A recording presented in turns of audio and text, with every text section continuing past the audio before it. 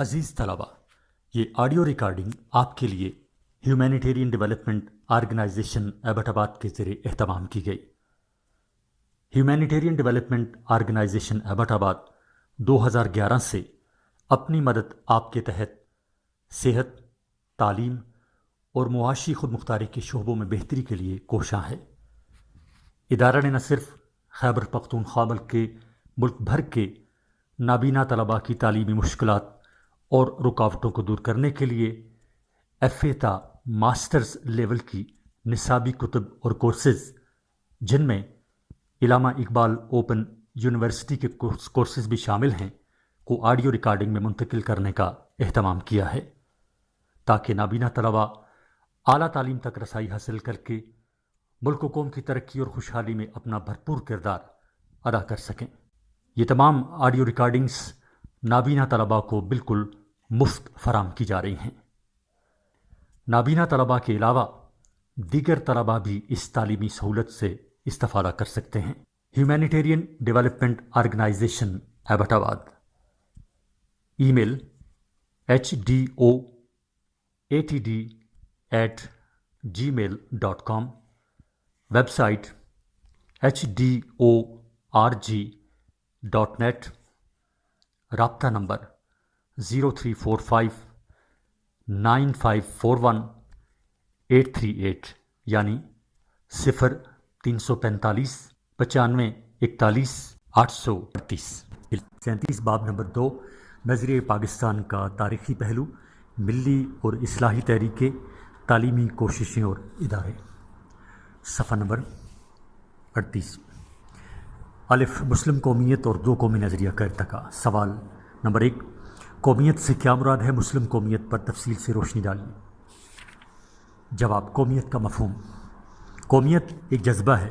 قومیت زیر تشکیل قوم کا نام ہے۔ ایک ہی قوم میں ایک ہونے کا احساس قومیت ہے۔ قومیت ایسی آبادی ہے جو چند بندھنوں مثلاً زبان، ادب، خیالات، رسوم اور عبادات وغیرہ کی بنا پر اس طریقہ سے متحد ہوگی ہو کہ اپنے آپ کو دوسری آبادی سے الگ تھلگ ایک مربوط وحدت محسوس کرے، اور دوسری آبادیاں اپنی جگہ اس قسم کے بندھنوں کی وجہ سے اپنے آپ کو متحد خیال کریں۔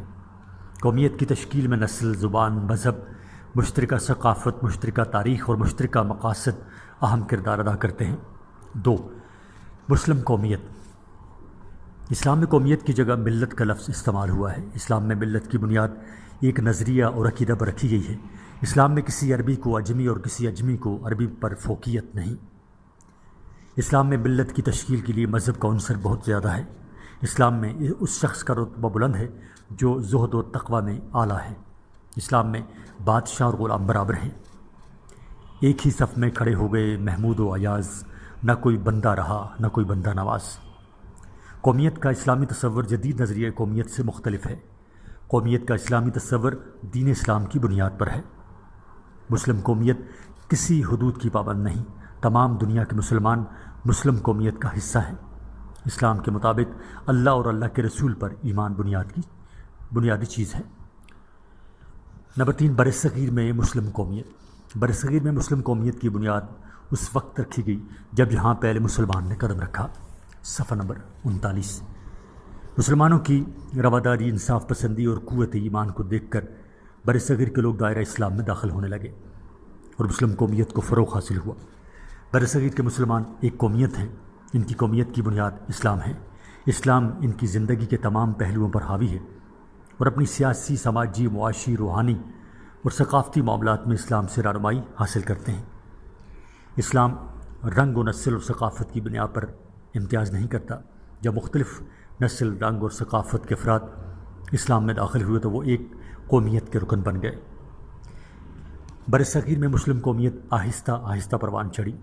ہندوستان میں مسلم قومیت اپنی مخصوص قدروں کی وجہ سے پہچانی جاتی رہی ہے۔ انگریزوں نے حکومت پر قبضہ کرتے ہوئے مسلم کش پالیسی اختیار کر لی تھی۔ انہیں ڈر تھا کہ مسلمان دوبارہ اقتدار حاصل کرنے کی کوشش کریں گے۔ مسلمانوں کی جاگیریں ضبط کر لی گئی تھیں، ملازمتوں کے دروازے بند کر دیے گئے تھے۔ مسلمان معاشی بدحالی کا شکار تھے۔ انگریز چاہتے تھے کہ مسلمانوں کی معاشرتی، سیاسی، روحانی اور اقتصادی حالت خراب ہو جائے اور وہ اٹھنے کا حوصلہ نہ کر سکیں۔ انگریزوں کی ان کوششوں میں ہندوؤں نے ان کا ساتھ دیا اور مسلمانوں کی قومیت ختم کرنے کی کوشش کی۔ متحدہ قومیت کا نعرہ لگایا۔ ہندو اور مسلم تقریباً 1000 سال اکٹھے رہے، پھر بھی ہندو ان کو اپنے اندر جذب نہ کر سکے۔ ان کا لباس، خوراک، عادت، رہن سہن، مذہب ایک دوسرے سے الگ تھا، کوئی چیز بھی مشترک نہ تھی۔ البتہ مسلمانوں کی ثقافت، فن تعمیر، موسیقی، عدل و انصاف اور رواداری نے ہندو معاشرے پر انمٹ نقوش قائم کیے۔ مسلمانوں نے ہر موڑ پر اپنا دفاع کیا اور مسلم قومیت باقی رہی۔ 1905 میں تقسیم بنگال کے موقع پر ہندو قومیت کھل کر سامنے آ گئی اور تقسیم بنگال کو منسوخ کرنے کے لیے تحریک چلائی۔ اس واقعے نے مسلم قومیت کو ایک نیا شعور بخشا۔ مسلم قومیت اور قائدین۔ نمبر 1، حضرت مجدد الف ثانی رحمۃ اللہ علیہ۔ اکبر نے اپنی غلط پالیسیوں کی وجہ سے اسلام اور ہندو مت کو خلط ملط کر دیا تھا۔ ہندو اور مسلمانوں کو متحد کرنے کی کوشش کی گئی۔ حضرت مجدد الف ثانی رحمۃ اللہ علیہ میدان میں آئے اور مسلم قومیت کو جلا بخشی۔ ان کی کوششوں سے جہانگیر نے غیر شرعی قوانین منسوخ کر دیے۔ آپ نے مسلمانوں کی اصلاح کی پوری کوشش کی۔ 2، شاہ ولی اللہ دہلوی رحمۃ اللہ علیہ۔ اورنگزیب عالمگیر کی وفات کے بعد مسلمانوں کی حالت خراب ہو گئی، وہ شرک اور بدعت کا شکار ہونے لگے۔ ہندوؤں نے متحدہ قومیت کے تصور کو عام کیا۔ ایسے نازک دور میں شاہ ولی اللہ رحمۃ اللہ علیہ نے مسلم قومیت کی احیاء کا بیڑا اٹھایا اور مسلمانوں کی اصلاح کی۔ صفحہ نمبر 40۔ 3، سید احمد شہید رحمۃ اللہ علیہ۔ پنجاب میں سکھوں نے مسلمانوں کا ناک میں دم کر رکھا تھا، وہ مسلمانوں کا وجود ختم کرنا چاہتے تھے، وہ مسلم قومیت کے تصور کو نیست و نابود کرنے کے درپے تھے۔ اس موقع پر سید احمد شہید اور سید اسماعیل شہید میدان میں عمل میں آئے، سکھوں سے جنگ کی، مسلمانوں کو بدعت اور شرک ترک کرنے کی تعلیم دی، جہاں جہاد کا سبق دیا۔ اس طرح مسلم قومیت کی احیاء میں گراں قدر خدمات انجام دی، یہی نہیں بلکہ اس مقصد کے لیے اپنی جان تک قربان کر دی۔ 4، سر سید احمد خان رحمۃ اللہ علیہ۔ سر سید احمد خان رحمۃ اللہ علیہ ہندوؤں اور کانگریسوں کی ذہنیت کو سمجھ گئے تھے کہ وہ مسلمانوں کے خیر خواہ نہیں تھے۔ انہوں نے مسلمانوں کو کانگریس سے الگ رہنے کا مشورہ دیا، انہیں مغربی تعلیم حاصل کرنے کی ترغیب دی۔ انگریزوں پر یہ بات واضح کر دی کہ بر صغیر میں ہندو اور مسلم دو قومیں ہیں، ان میں کوئی چیز مشترک نہیں۔ 5، علامہ اقبال رحمۃ اللہ علیہ۔ علامہ اقبال رحمۃ اللہ علیہ نے اپنی نظموں اور تقاریر کے ذریعے مسلم قومیت کے تصور کو ابھارا۔ خطبہ الہ آباد 1930 میں آپ نے فرمایا، ہندو اور مسلمان دو الگ الگ قومیں ہیں، ان کا لباس، مذہب، عقائد، خوراک، رہن سہن وغیرہ ایک دوسرے سے مختلف ہیں۔ نمبر 6، قائد اعظم محمد علی جناح رحمۃ اللہ علیہ۔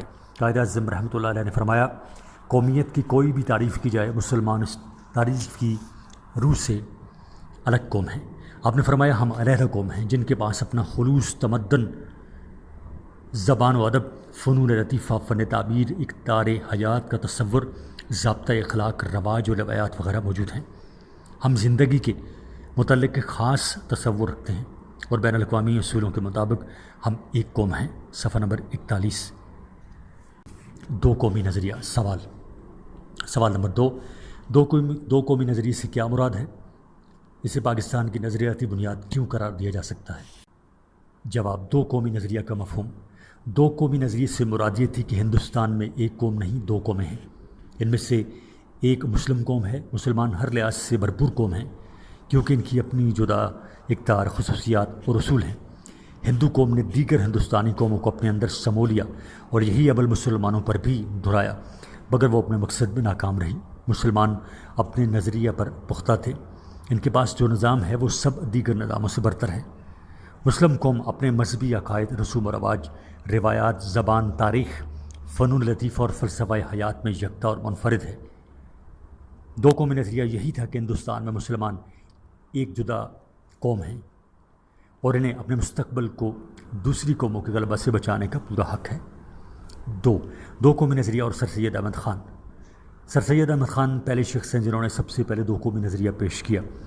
سر سید احمد خان نے انگریزوں اور ہندوؤں پر واضح کر دیا کہ مسلمان سیاسی لحاظ سے ایک الگ قوم ہیں، جن کے تاریخی حالات، جن کے اغراض و مقاصد، جن کے مفاد اور مصلحتیں اور مذہب دوسروں سے الگ ہیں۔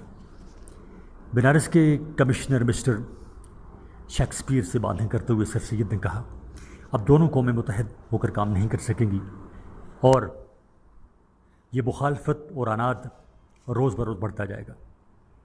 سر سید احمد خان نے مسلمانوں کو علیحدہ قوم قرار دینے کے بعد جداگانہ انتخاب کا مطالبہ کیا۔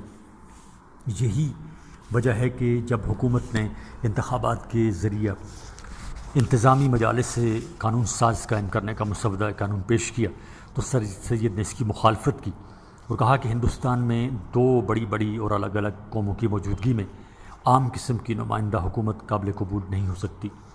صفحہ نمبر 42۔ 3 دو قومی نظریہ اور علامہ اقبال نے 1930 میں خطبہ الہ آباد میں ثابت کیا کہ ہندوستان مختلف اقوام کا ملک ہے جن کی زبان، نسل، مذہب سب ایک دوسرے سے الگ ہیں۔ ان کے اعمال و افعال میں وہ احساس پیدا نہیں ہوتا جو ایک ہی نسل کے مختلف افراد میں موجود رہتا ہے۔ علامہ اقبال نے اپنے خطبہ صدارت میں برصغیر کے مسلمانوں کی علیحدہ قومیت کے نظریہ کی وضاحت کرتے ہوئے ان کے لیے الگ خود مختار مملکت کا تصور پیش کیا۔ اس خطبہ میں انہوں نے یورپ کی وطنیت اور قومیت کے تصورات کا جائزہ لینے کے بعد برصغیر میں مسلمانوں کے لیے علیحدہ تشخص کو اجاگر کیا اور متحدہ قومیت کے تصور کی نفی کی۔ 4 دو قومی نظریہ اور قائد اعظم۔ دو قومی نظریہ کی وضاحت کرتے ہوئے مسلمانوں کے لیے علیحدہ وطن کا مطالبہ کرتے ہوئے قائد اعظم نے فرمایا: نمبر 1، ہندو اور مسلمان دو مختلف مذہبی اور سماجی رسوم سے متعلق ہیں، نہ وہ آپس میں شادیاں کر سکتے ہیں اور نہ ہی ایک ساتھ کھانا کھا سکتے ہیں۔ حقیقت حال یہ ہے کہ یہ دو مختلف تہذیبوں سے تعلق رکھتے ہیں جن کی بنیاد مختلف نظریات اور تصورات پر ہے۔ 2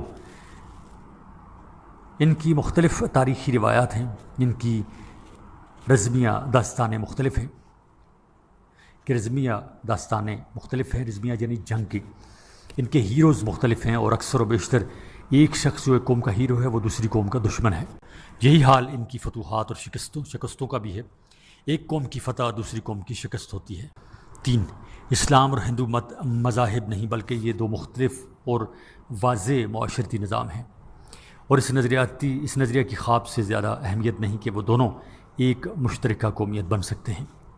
4 مسلمان اقلیت نہیں ہیں جیسا کہ اب تک سمجھا جاتا ہے۔ آج بھی ہندوستان کے 11 صوبوں میں سے 4 صوبوں میں جہاں مسلمانوں کی اکثریت ہے، کانگریس کے عدم تعاون سے باوجود وزارتیں کام کر رہی ہیں۔ قوم کی ہر تعریف اور تشریح کی روح سے مسلمان ایک قوم ہیں، لہٰذا ان کا ایک وطن، ایک علاقہ اور ایک ریاست ہونی چاہیے۔ صفحہ نمبر 43 یعنی 43۔ دو قومی نظریہ پاکستان کی بنیاد۔ دو قومی نظریہ در حقیقت پاکستان کی تخلیق کا باعث بنا، اور نظریہ یہ تھا کہ ہندوستان میں مسلمان ہر لحاظ سے ایک الگ قوم ہیں۔ مسلم قائدین اور رہنماؤں نے ہمیشہ ہی مسلمانوں کی جداگانہ قومی تشخص کے لیے جد و جہد کی۔ سر سید احمد خان نے مسلمانوں کے لیے جداگانہ حق کے انتخاب کا مطالبہ کیا اور انگریز حکومت اور واضح کر دیا کہ ہندو اور مسلمان متحد نہیں ہو سکتے۔ علامہ اقبال نے مسلمانوں کے قومی تشخص کو اجاگر کیا اور کہا کہ برصغیر کے مسلمانوں کے مسائل کا واحد حل ایک علیحدہ مملکت کے حصول میں ہے۔ آپ نے فرمایا کہ ہندو اور مسلمانوں میں کوئی بھی چیز ایسی نہیں جو مشترک ہو۔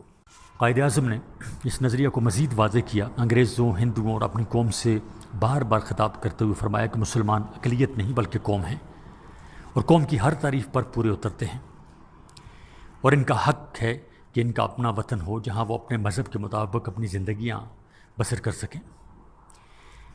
مسلم قوم کی منفرد قومی حیثیت ہندوستان میں کبھی بھی ضائع نہیں ہوئی، اور تاریخ کے دھارے میں بہتے ہوئے مسلمانوں نے ہر دور میں اپنے آپ کو جدا رکھا۔ جب ہندوستان انگریزوں کے قبضے میں آ گیا تو مسلمان بھی دوسری ہندوستانی اقوام کی طرح غلام بننے پر مجبور ہو گئے۔ 20ویں صدی میں جب غلامی کی زنجیریں ٹوٹنے کے آثار نظر آنے لگے تو مسلم قوم نے اپنا موقف اختیار کیا، وہ ہر لحاظ سے ایک مکمل قوم کا درجہ رکھتے ہیں۔ انہوں نے کہہ دیا کہ مسلمان اپنی جداگانہ قومی حیثیت کو ہمیشہ منواتے رہے ہیں کیونکہ ان کا مذہب، رسم و رواج، روایات، ثقافت اور ادارے ہندوستان کی دوسری قوموں سے ہمیشہ مختلف رہے ہیں۔ مسلم قوم نے اپنی پہچان تمام حالات اور تمام ادوار میں برقرار رکھی، اس لیے جب آزادی کا موقع آیا تو ایک مکمل قوم ہونے کی وجہ سے مسلمانوں نے اپنا الگ مستقبل تلاش کیا۔ صفحہ نمبر 44۔ وہ ہمیشہ ایک الگ قوم تھے، انہوں نے الگ وطن کا مطالبہ کیا۔ قائد اعظم نے دلائل سے ثابت کیا کہ مسلمان ایک قوم ہے اور ان کو الگ وطن ملنا چاہیے۔ ان کے مطالبہ میں سچائی تھی جس کے سامنے انگریز حکومت اور ہندو کانگریس کو جھکنا پڑا اور پاکستان معرض وجود میں آ گیا۔ سوال نمبر 3، دو قومی نظریہ کے ارتقاء کا تفصیلی جائزہ لیجیے۔ جواب، دو قومی نظریہ کا ارتقاء۔ بقول قائد اعظم، دو قومی نظریہ اسی روز وجود میں آ گیا تھا جب بر صغیر کی سرزمین پر پہلا مسلمان آ کر آباد ہوا تھا، اور وقت کے ساتھ ساتھ اس نظریہ کو تقویت حاصل ہوتی رہی۔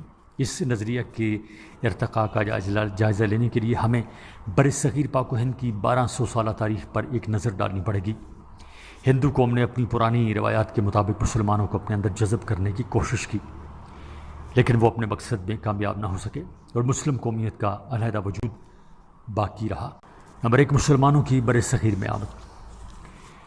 ظہور اسلام سے قبل ہی بر صغیر عرب کے درمیان تجارتی تعلقات قائم ہو چکے تھے۔ اسلام کے آغاز پر یہ تعلقات مزید استوار ہوئے۔ عربی تاجر لنکا، مالدیپ اور مالابار کے علاقوں میں آباد ہو گئے۔ ان کی نیک دلی، رواداری، شرافت اور فضائل کو دیکھ کر ہندوستان کے بہت سے باشندے مسلمان ہو گئے اور اس طرح بر صغیر میں مسلم قومیت کی ابتدا ہوئی۔ 2، محمد بن قاسم کا حملہ۔ راجہ دائر کے غلط رویے کی وجہ سے محمد بن قاسم نے 712 میں سندھ پر حملہ کیا اور کامیابی حاصل کی۔ وہ تقریباً 3 سال تک بر صغیر میں رہا۔ اس کے اخلاق فیاضی اور عدل و انصاف سے سندھ کے لوگ بہت متاثر ہوئے اور بہت سے لوگوں نے اسلام قبول کر لیا۔ اسلام کو اس خطے میں پھلنے پھولنے کا موقع ملا۔ 3، سلطان محمود غزنوی۔ ہندوستان پر سلطان محمود غزنوی نے 17 حملے کیے اور ہر مرتبہ کامیابی حاصل کی۔ اس کا مقصد بر صغیر میں اسلامی حکومت قائم کرنا نہ تھا، لیکن ان حملوں کے دورس نتائج سامنے آئے۔ ہندوؤں کو مسلمانوں سے ملنے کا موقع ملا۔ وہ ان کی ایمانداری، رواداری اور عدل سے بہت متاثر ہوئے اور اس علاقہ میں مسلم تہذیب و تمدن کے فروغ کا دروازہ کھل گیا۔ صفحہ نمبر 45۔ 4، شہاب الدین محمد غوری۔ شہاب الدین محمد غوری کی حملہ سے بر صغیر میں مسلم حکومت کا قیام عمل میں آیا۔ محمد غوری خود تو واپس چلا گیا مگر اپنے غلام قطب الدین ایبک کو اپنا نائب بنا کر چھوڑ گیا۔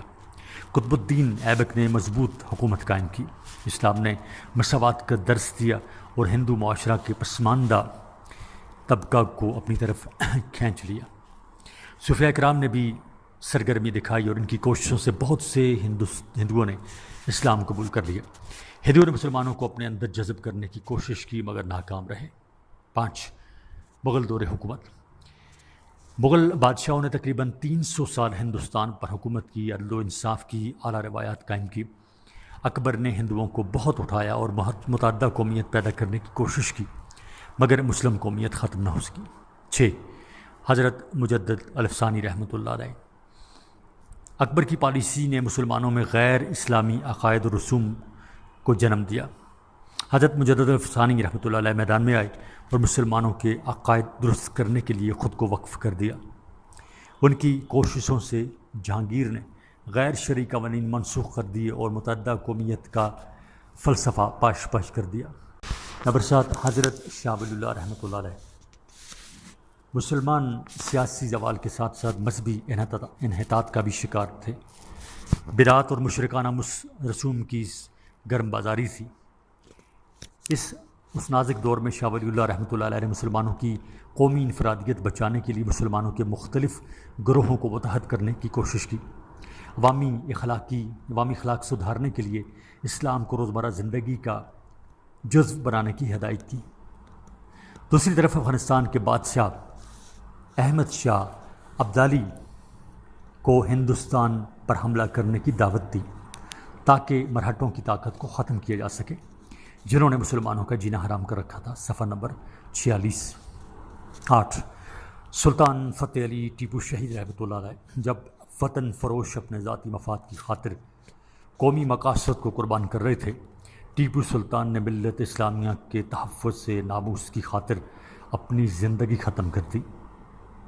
وہ اکیلا ملک و ملت کی آن پر مر بیٹا۔ وہ کہا کرتا تھا شیر کی ایک دن کی زندگی گیدڑ کی 100 سالہ زندگی سے بہتر ہے۔ 9 سید احمد شہید رحمۃ اللہ علیہ۔ سید احمد شہید رحمۃ اللہ علیہ عبدالعزیز کے مرید تھے۔ شہید احمد شہید شاہ عبدالعزیز کے مرید تھے۔ انہوں نے غیر اسلامی رسوم کے خلاف جہاد کیا اور بالاکوٹ کے مقام پر جہاں میں شہادت نوش فرمایا۔ اس تحریک نے مسلمانوں میں دین کی روح کو سمجھنے کا جذبہ پیدا کیا، جس سے مسلم قومیت کو تقویت حاصل ہوئی۔ نمبر 10 سر سید احمد خان۔ جنگ آزادی کے بعد انگریزوں نے مسلمانوں پر عرصہ حیات تنگ کر دیا تھا۔ وہ معاشی بدحالی کا شکار تھے۔ اس نازک دور میں سر سید احمد خان میدان عمل میں آئے اور مسلمانوں میں خود اعتمادی پیدا کی، انہیں مغربی تعلیم کی طرف راغب کیا۔ انہوں نے یہ بات واشگاف الفاظ میں کہی کہ ہندو اور مسلمان 2 قومیں ہیں۔ مسلمانوں کے لیے جداگانہ حق کے نیابت کا مطالبہ بھی کیا۔ 11 مسلم لیگ کا قیام۔ مسلمانوں کے حقوق و مفادات کی حفاظت کے لیے 1906 میں آل انڈیا مسلم لیگ قائم کی گئی۔ اس نے مسلمانوں کی سیاسی، تاریخی اور آزادی کے حصول کی جد و جہد میں اہم کردار ادا کیا۔ اس نے مسلمانوں کو احساس کمتری سے نکالا۔ اس کی کوشش سے 1909 میں مسلمانوں کو جداگانہ حق کے نیابت حاصل ہوا۔ 1916 میں معاہدہ لکھنؤ ہوا، جس میں کانگریس نے مسلمانوں کی جداگانہ حق کے نیابت کو تسلیم کر لیا۔ مسلم لیگ نے 2 قومی نظریہ کو اپنا نصب العین قرار دیا۔ 12 تحریک خلافت۔ تحریک خلافت کے بانی مولانا محمد علی اور مولانا شوکت تھے۔ اس تحریک نے ہندوستان کے مسلمانوں میں ملی اور سیاسی شعور پیدا کیا۔ وہ اپنی انفرادیت برقرار رکھنے کی خاطر ہر خطرے کا مقابلہ کرنے کے لیے تیار ہو گئے۔ صفحہ نمبر 47۔ 13 علامہ اقبال۔ علامہ محمد اقبال رحمۃ اللہ علیہ نے مسلمانوں کو خواب غفلت سے بیدار کیا، ان میں خود اعتمادی پیدا کی۔ 1930 میں مسلم لیگ کے اجلاس الہ آباد میں آپ نے فرمایا برصغیر میں ہندو اور مسلمان ایک دوسرے سے علیحدہ ہیں۔ برصغیر کے مسائل کا واحد حل مسلمانوں کے لیے ایک علیحدہ مملکت کا حصول ہے۔ صفحہ نمبر 47۔ 14 قائد اعظم محمد علی جناح رحمۃ اللہ علیہ۔ قائد اعظم محمد علی جناح رحمۃ اللہ علیہ نے 1929 میں مشہور 14 نکات پیش کیے جو مسلمانوں کے مطالبات پر مشتمل تھے۔ لندن میں منعقدہ گول میز کانفرنس میں شرکت کی۔ قرارداد پاکستان آپ کی زیر صدارت پاس ہوئی۔ آپ نے فرمایا مسلمان اقلیت نہیں بلکہ ایک قوم ہے اور قوم کی تعریف پر پورے اترتے ہیں۔ ان کی عادات، رسم و رواج، مذہب، لباس، خوراک وغیرہ ایک دوسرے سے مختلف ہیں۔ ان کا حق ہے کہ علیحدہ مملکت کا مطالبہ کریں۔ انہوں نے مسلمانوں کی قیادت کی اور بالآخر 14 اگست 1947 کو علیحدہ مملکت حاصل کرنے میں کامیاب ہو گئے۔ بے ملی اور اصلاحی تحریکیں۔ صفحہ نمبر 47 جاری ہے۔ سوال حضرت مجدد الافسانی رحمۃ اللہ علیہ کی سوانح حیات اور کارناموں کا جائزہ لیجیے اور اس تحریک کے اثرات اور کارنامے بھی تحریر کیجیے۔ جواب حضرت مجدد الافسانی رحمۃ اللہ علیہ کی حالات زندگی۔ نمبر 1 پیدائش اور تعلیم۔ پیدائش اور تعلیم۔ حضرت مجدد الافسانی رحمۃ اللہ علیہ کا اصل نام شیخ احمد سرہندی تھا۔ آپ 26 جون 1564 میں مشرقی پنجاب کے شہر سرہند میں پیدا ہوئے۔ آپ نے ابتدائی تعلیم اپنے والد سے حاصل کی۔ بعد ازاں اعلیٰ تعلیم کے حصول کے لیے سیالکوٹ چلے گئے۔ وہاں آپ نے کمال کشمیری اور مولانا یعقوب کشمیری سے حدیث کی کتابیں پڑھیں۔ صفحہ نمبر 48۔ 2 درس و تدریس۔ تعلیم سے فارغ ہو کر آپ نے سرہند میں درس و تدریس کا سلسلہ شروع کر دیا۔ سرہند میں چند سال قیام کرنے کے بعد حضرت مجدد الافسانی آگرہ تشریف لے گئے اور جلد ہی وہاں کے علمی اور دینی حلقوں سے متعارف ہو گئے۔ آگرہ مغلیہ سلطنت کا دارالحکومت تھا۔ وہاں خود غرض جا پسند علماء کی کثرت تھی، اسی لیے آپ وہاں سے متنفر ہو گئے اور وطن واپس آ گئے۔ 4 دین الہی کے خلاف تحریک۔ صفحہ نمبر 48 سے جاری ہے۔ سرہند میں چند سال قیام کرنے کے بعد آپ حج کے ارادے سے نکلے۔ دوران سفر دہلی میں ان کی ملاقات خواجہ باقی باللہ سے ہو گئی۔ آپ ان کے مرید ہو گئے۔ آپ نے سرہند واپس آ کر اکبر عہد کی بے دینی کے خلاف ایک زبردست تحریک شروع کی۔ آپ نے اکبر کے درباریوں اور امیروں سے تعلقات قائم کیے اور احکام شریعت کے نفاذ کی طرف توجہ دلائی۔ آپ نے مریدوں اور درباریوں سے رابطہ قائم رکھنے کے لیے خط و کتابت کا سلسلہ شروع کیا۔ آپ کے مرید آپ کے خط کی سینکڑوں نقول کرتے تھے اور ملک میں پھیلا دیتے تھے۔ یہ خطوط ایک طرح سے آپ کی خانقاہ کے گزٹ تھے اور ان کے ذریعے آپ اپنے خیالات کی نشر و اشاعت کرتے تھے۔ 5 قیدوبند اور وفات۔ جہانگیر اپنے دور حکومت میں راسخ العقیدہ امراء کے زیر اثر تھا۔ وہ جو چاہتے تھے اس سے منوا لیتے تھے، لیکن کچھ عرصہ بعد ان امراء کا زور کم ہو گیا اور ایرانی امراء برسر اقتدار آ گئے۔ انہوں نے جہانگیر کو حضرت مجدد الف ثانی رحمۃ اللہ علیہ سے بدہن کر دیا۔ جہانگیر نے حضرت مجدد الف ثانی کو قید کر دیا۔ جب اس کو آپ کے متعلق معلومات حاصل ہوئی تو وہ آپ کا معتقد ہو گیا اور اپنا مشیر بنا لیا۔ آپ 3 سال تک جہانگیر کے ساتھ رہے۔ آپ نے 10 دسمبر 1624 میں انتقال فرمایا اور سرہند میں دفن ہوئے۔ صفحہ نمبر 49۔ 2 حضرت مجدد الف ثانی رحمۃ اللہ علیہ کے کارنامے۔ نمبر 1 امراء و علماء کی اصلاح۔ حضرت مجدد الف ثانی نے امراء اور اراکین سلطنت کو ان کے فرائض یاد دلائے، شاعر اسلام کی بجاوری اور اسلام کی سربلندی پر زور دیا۔ آپ کی کوششیں صرف معاصر طبقے کی اصلاح تک محدود نہ تھیں، بلکہ آپ نے عامت المسلمین علماء اور صوفیہ کے خیالات کی بھی اصلاح کی۔ اس میں کوئی شک نہیں کہ عہد اکبری کی مذہبی بے قاعدگیوں کے خلاف جو رد عمل ہوا اور شرع اور نفاذ دین نے جو بتدریج فروغ حاصل کیا، اس میں حضرت مجدد کا بڑا حصہ ہے۔ 2 سلسلہ تصوف کی اشاعت۔ آپ کی ایک اہم اسلامی خدمت یہ ہے کہ آپ نے اس سلسلہ تصوف کی اشاعت کی جو شریعت سے قریب ترین تھا۔ آپ نے مشہور اور پرانے سلسلوں کو چھوڑ کر ایک ایسے طریق کی اشاعت کی جس میں شرع اسلام کی پیروی پر بڑا زور تھا۔ مزید برآں آپ نے طریقت کے مقابلہ میں شریعت کی اہمیت واضح کی، بر صغیر کے مسلمانوں کو ان گمراہیوں سے آزاد کیا جو ہندو جوگیوں کے زیر اثر مسلمان معاشرے میں داخل ہو گئی تھی۔ 3 رد بدعت۔ شرع کی حمایت و ترجمانی کے علاوہ آپ کا ایک بڑا کام رد بدعت بھی تھا۔ نئے فرقوں اور نئے طریقوں سے نہ صرف دین میں فتنے پیدا ہوئے تھے بلکہ اسلامیان برصغیر کے اجتماعی نظام میں بھی انتشار پیدا ہو گیا تھا۔ آپ نے رد بدعت کی پوری کوشش کی اور جن نئے فرقوں سے قومی نظام میں خلل کا اندیشہ تھا ان کی ہر طرح مخالفت کی۔ آپ نے نہ صرف خود احیاء اسلام کی کوشش کی بلکہ ایک ایسا وسیع نظام قائم کر دیا جس سے آپ کے مقاصد کی تکمیل ہوئی۔ یہ مجدد الف ثانی ہی کا ہی فیض تھا کہ مغلوں کے دور حکومت میں برصغیر میں مسلمان معاشرے کو مذہبی اور سماجی استحکام نصیب ہوا جو اورنگزیب کی وفات تک قائم رہا۔ 4 تبلیغ اسلام۔ اکبر نے دین الہی کا اجرا کر کے اسلام کی اصل شکل کو مسخ کرنے کی کوشش کی۔ مذہب اسلام مخالفانہ سرگرمیوں کی زد میں تھا۔ صفحہ نمبر 50۔ اسلام کی اصل شکل بدلنے کے منصوبے بنائے جا رہے تھے۔ اس دور میں اسلام دشمن فتنوں کو روکنے کے لیے آپ نے ایک ڈھال کا کام دیا۔ آپ باطل قوتوں کے سامنے دیوار بن کر کھڑے ہو گئے۔ مورخین اس بات پر متفق ہیں کہ اگر حضرت مجدد الف ثانی میدان میں نہ آتے تو برصغیر میں اسلام کا نام و نشان مٹ جاتا۔ آپ نے بڑے منظم انداز میں تبلیغ اسلام کی۔ آپ کے شاگرد برصغیر کے دور دراز علاقوں میں پھیل گئے۔ آپ نے مسلمانوں کو راہ راست پر لانے کے لیے امراء سلطنت کو خطوط لکھے۔ آپ نے علماء کو مشورہ دیا کہ قرآن مجید اور حدیث کا گہرا مطالعہ کریں اور اس کو سمجھنے کی کوشش کریں۔ آپ نے علماء اور صوفیہ کو ان کی غلط باتوں کی نشاندہی کی اور لوگوں کو ان کی راہ پر چلنے سے منع کیا۔ 5 دین الہی کی مخالفت۔ اکبر اعظم نے ہندوؤں کو خوش کرنے کے لیے ایک مذہبی پالیسی تیار کی اور دین الہی کا اجرا کیا۔ اس سے اسلام کو بہت نقصان ہوا۔ اکبر نے ہندوستان کو ایک لادینی ریاست بنا کر رکھ دیا تھا۔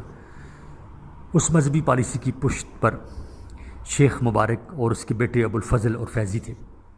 حضرت مجدد الف ثانی نے ان کو راہ راست پر لانے کی بہت کوشش کی مگر وہ اپنی ضد پر اڑے رہے۔ آپ نے اکبر کے خیالات کے خلاف ایک زبردست تحریک شروع کی۔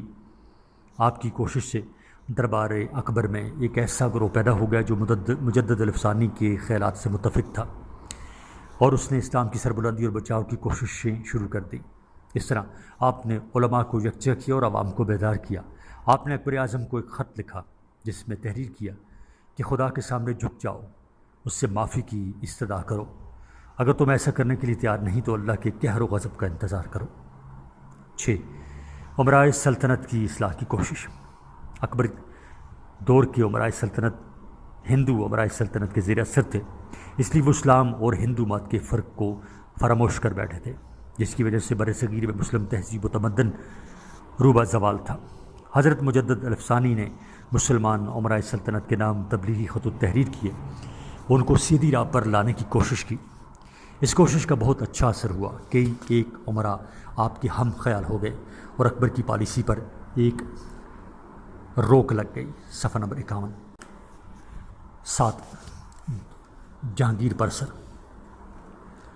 امراء سلطنت نے جہانگیر کو حضرت مجدد الفسانی کے خلاف کر دیا، اور جب آپ نے سجدہ تعظیمی کرنے سے انکار کیا جو غیر اسلامی تھا، تو خود جہانگیر نے آپ کو قید کر دیا۔ لیکن جلد ہی جہانگیر کو اپنی غلطی کا احساس ہو گیا، اور اس نے آپ کو رہا کر دیا اور اپنا مشیر خاص بنا لیا۔ آپ کی کوششوں سے جہانگیر ایک راسخ العقیدہ مسلمان بن گیا اور اپنے سکوں پر کلمہ طیبہ نقش کروایا۔ آپ کی کوششوں سے ہندوستان ایک بار پھر اسلامی سلطنت کے دور پر ابھرا۔ 8 دو قومی نظریہ۔ حضرت مجدد الفسانی وہ پہلے مرد مومن ہیں جنہوں نے دو قومی نظریہ کی اشاعت شروع کی۔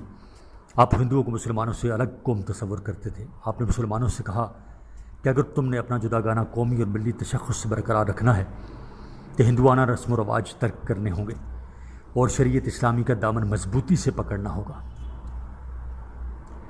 آپ نے ہندوؤں کے ناپاک منصوبوں کو ناکام بنانے اور مسلمانوں کو یہ بات بتانے کی کوشش کی کہ حق اور باطل دو الگ الگ قوتیں ہیں۔ صفحہ نمبر 51 ہی جاری ہے۔ نمبر 3 مجدد الفسانی رحمۃ اللہ علیہ کی تحریک کا اثر۔ حضرت مجدد الفسانی رحمۃ اللہ علیہ کی تحریک کا اثر دور اکبری کی آخری ایام میں ہونے لگا تھا۔ اکبر کے بے دین مصائب ایک ایک کر کے ختم ہو رہے تھے۔ ان کی جگہ وہ امراء لے رہے تھے جو حضرت مجدد الفسانی سے وابستہ تھے۔ انہی امراء کی کوششوں سے شہزادہ سلیم کو تخت ملا تھا۔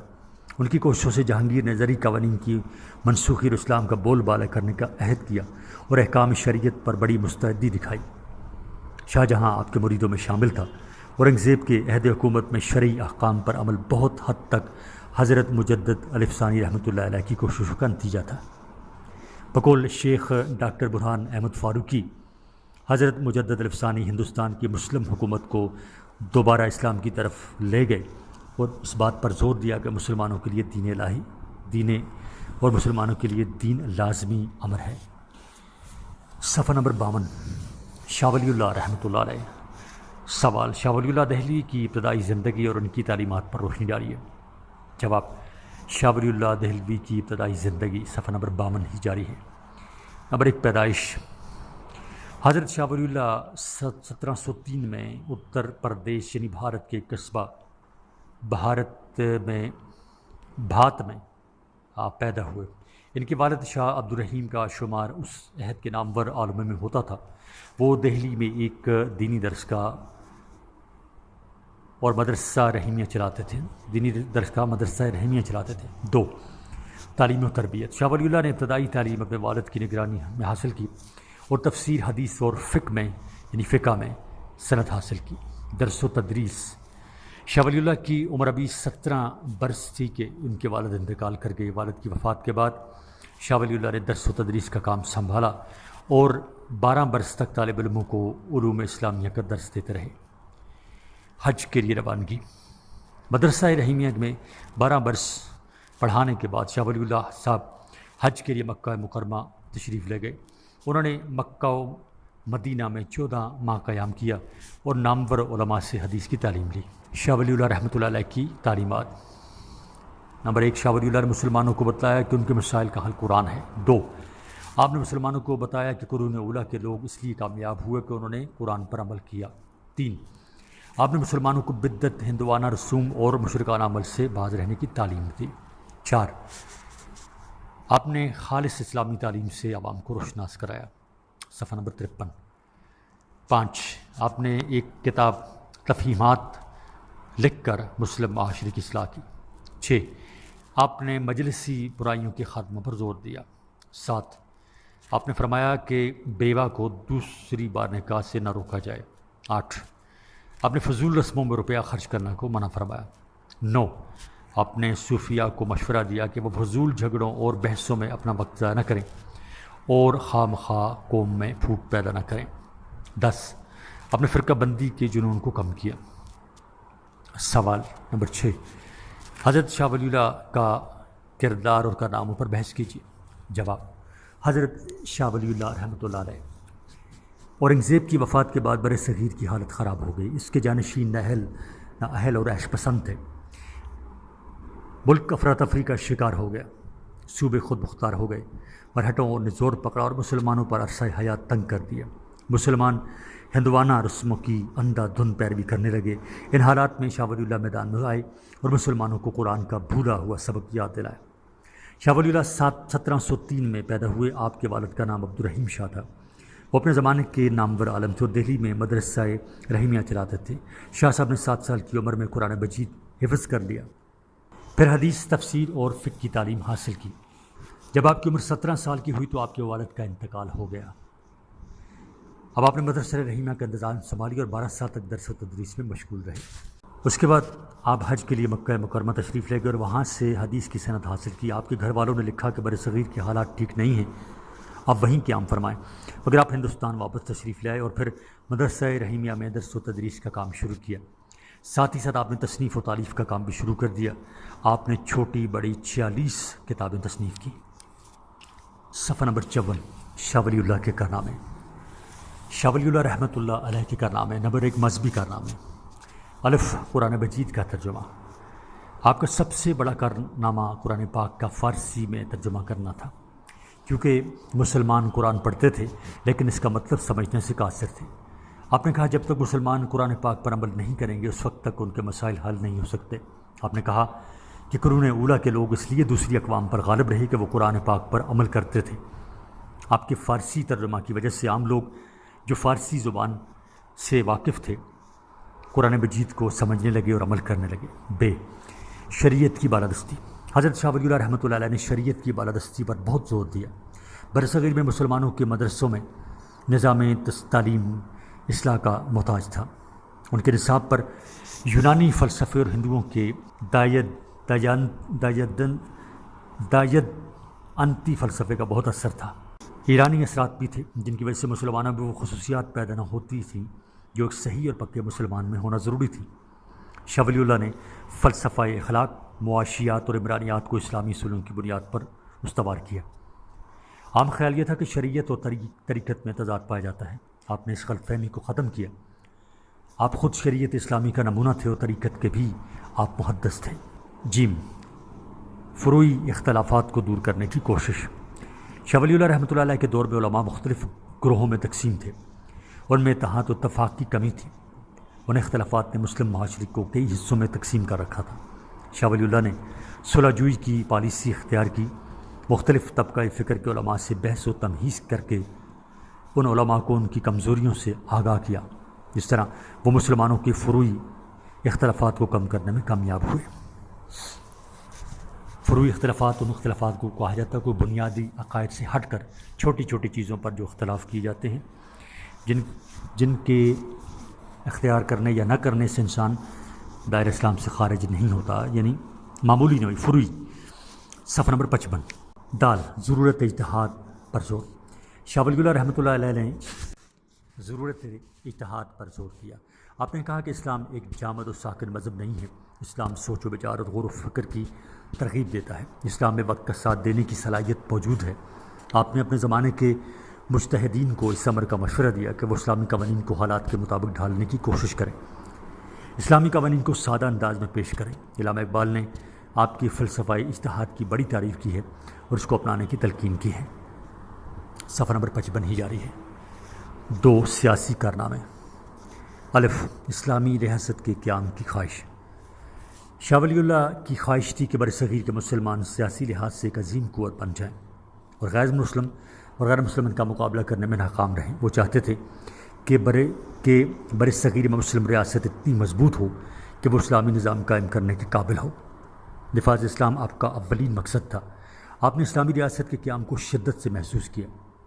آپ بادشاہت، شہنشاہیت، جاگیردارانہ اور سرمایہ دارانہ نظام کے خلاف تھے۔ بے، احمد شاہ ابدالی کو دعوت۔ شاہ ولی اللہ رحمۃ اللہ علیہ کے دور میں مرہٹے بہت طاقتور ہو گئے تھے۔ وہ مغل راج کو ہندو راج میں بدلنا چاہتے تھے۔ وہ مغل دارالحکومت پر حملے کرنے لگے تھے اور مغل حکومت تباہی اور بربادی کے کنارے پہنچ چکی تھی۔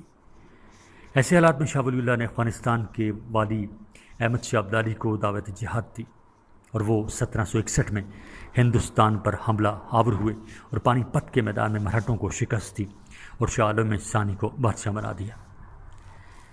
وحدت ملت اسلامیہ کے لیے کوشش۔ آپ کی خواہش تھی، شاہ ولی اللہ رحمۃ اللہ علیہ کی خواہش تھی کہ ملت اسلامیہ ایک وحدت کی شکل میں دکھائی دے اور تمام دنیا میں غالب ترین قوت بن کر منظر عام پر آئے۔ صفحہ نمبر 56۔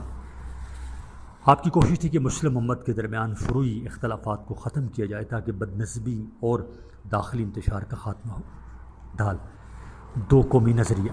شاہ ولی اللہ رحمۃ اللہ علیہ نے ہندوستان میں واحد قومیت کے تصور کی مخالفت کی اور بربلا یہ اعلان کیا کہ برصغیر میں دو بڑی قومیں ہیں، ہندو اور مسلمان۔ آپ نے مسلمانوں کی جداگانہ قومیت کا تصور پیش کیا۔ آپ نے مسلمانوں کو ان کی ملی حیثیت کا احساس دلایا اور اپنے حقوق کے حصول کے لیے کوشش کرنے پر آمادہ کیا۔ آپ نے برصغیر کے مسلمانوں کو بیدار کیا اور ترغیب دی کہ وہ ظلم و تشدد کے خلاف اٹھ کھڑے ہوں۔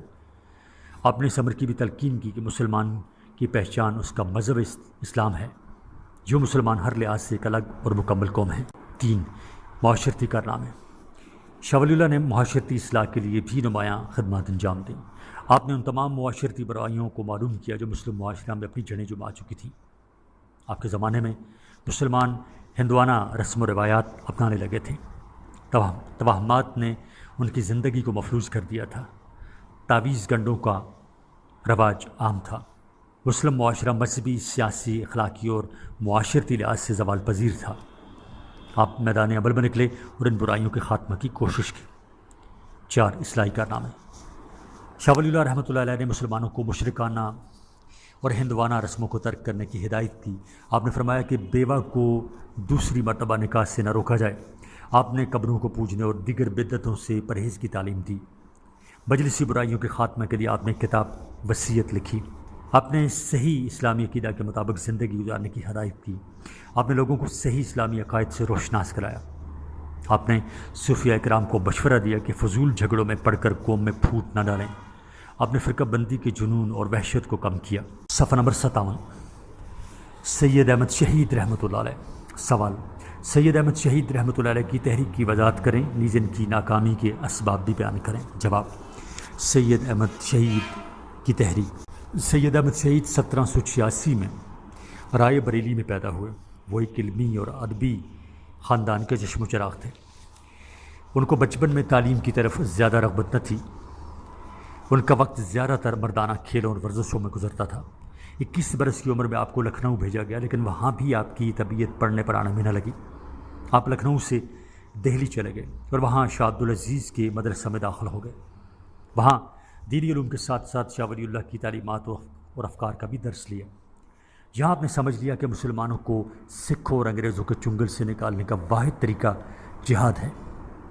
یہاں سے آپ ٹونک چلے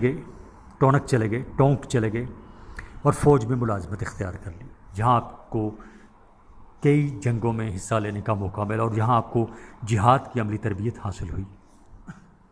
آپ نے ملازمت چھوڑ دی اور دہلی واپس آ کر شاہ عبدالعزیز کی نگرانی میں کئی روحانی مقامات طے کیے۔ سید صاحب ایک فرشتہ سیرت انسان تھے، جو کوئی ان سے ملتا ان کا گرویدہ ہو جاتا تھا۔ 2 سید احمد شہید کی تعلیم۔ نمبر 1 مسلمانوں کے لیے ضروری ہے کہ قرآن و سنت پر عمل کریں۔ 2 ہندوانہ اور مشرکانہ رسمیں چھوڑ دیں، یہ ان کے زوال کا باعث ہیں۔ 3 ایک خدا کے علاوہ کسی اور کو معبود نہ سمجھیں۔ 4 مسلمان غیر اسلامی رسموں اور فضول خرچی سے پرہیز کریں۔ سید احمد شہید کی تحریک۔ سید صاحب نے دہلی سے لے کر سہارنپور تک تبلیغی دورہ کیا۔ 1820 میں اپنے 400 مریدوں کے ساتھ حج کے لیے تشریف لے گئے۔ راستہ میں وعظ و تبلیغ کا سلسلہ جاری رہا۔ صفحہ نمبر 58۔ واپسی پر ملک میں تبلیغی دورے شروع کیے۔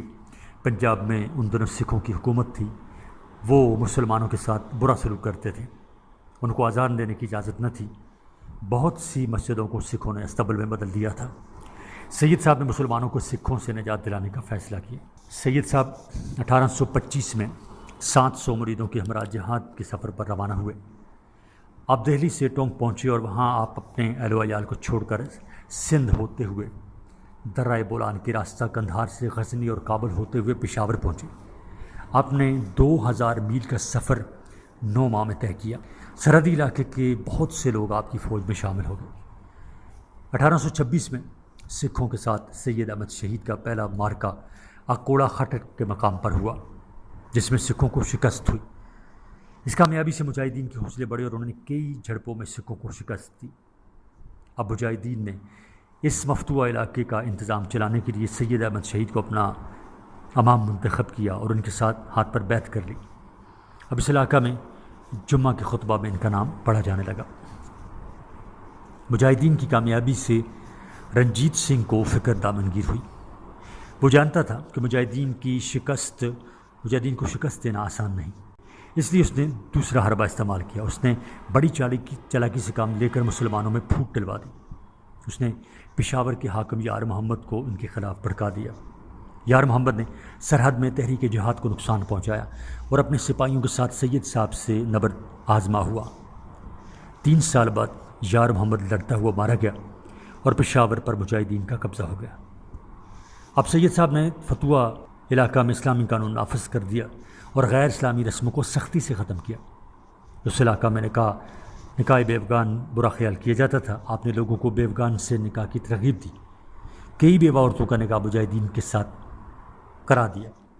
سرحد کی عوام سید صاحب کے خلاف ہو گئے اور ایک رات سازش کر کے بہت سے مجاہدین کو قتل کر دیا گیا۔ صفحہ نمبر 59۔ سید صاحب کو اس بات کا بہت رنج ہوا اور آپ پشاور سے ہزارہ چلے گئے۔ 1831 میں سید صاحب بالا کوٹ کے مقام پر خیمہ زن تھے کہ سکھ فوج بالا کوٹ پہنچ گئی اور انہوں نے سید صاحب اور ان کے ساتھیوں کو گھیرے میں لے کر گولہ باری شروع کر دی۔ سید صاحب اور سید اسماعیل شہید نے جوامردی سے سکھوں کا مقابلہ کیا۔ یہاں مجاہدین کو شکست ہوئی اور یہ دونوں بزرگ شہید ہوئے۔ انا للہ و انا الیہ راجعون۔ اب یہ تحریک بظاہر تو ختم ہو گئی، لیکن مسلمانوں کو اس بات کا احساس ہو گیا کہ وہ بڑی طاقت سے ٹکر لے سکتے ہیں اور آئندہ یہ تحریک علماء صادق پوری کی قیادت میں چلتی رہی۔ تحریک کے جہاد کی ناکامی کے اسباب۔ نمبر 1، مجاہدین کے پاس وسائل کی کمی تھی۔ 2، پشاور کے حاکم یار محمد نے تحریک کو بہت نقصان پہنچایا اور 3 سال تک مجاہدین سے لڑتا رہا۔ جو طاقت اس کے پاس وقت مقابلہ میں ضائع ہوئی وہ دشمن کو برباد کر سکتی تھی۔ 3، صوبہ سرحد کے لوگ غیر اسلامی رسموں میں جکڑے ہوئے تھے۔ جب آپ نے اسلامی قانون نافذ کیا تو وہ آپ کے خلاف ہو گئے اور رات کے وقت بہت سے مجاہدین کو مار ڈالا۔ 4، رنجیت سنگھ کی سازش نے بھی اس تحریک کو کمزور کیا اور مسلمانوں میں پھوٹ ڈال دی۔ 5، سرداروں نے اس تحریک کی مخالفت کی کیونکہ سید صاحب نے نشاور چیزوں کے استعمال پر پابندی لگا دی تھی اور بدکاری کے اڈوں کا خاتمہ کر دیا تھا۔ فرائضی تحریک۔ سوال نمبر 8، فرائضی تحریک پر مفصل نوٹ لکھیے۔ جواب۔ فرائضی تحریک کی بنیاد ایک بنگالی مسلمان حاجی شریعت اللہ نے رکھی۔ حاجی شریعت اللہ ضلع فرید پور کے ایک گاؤں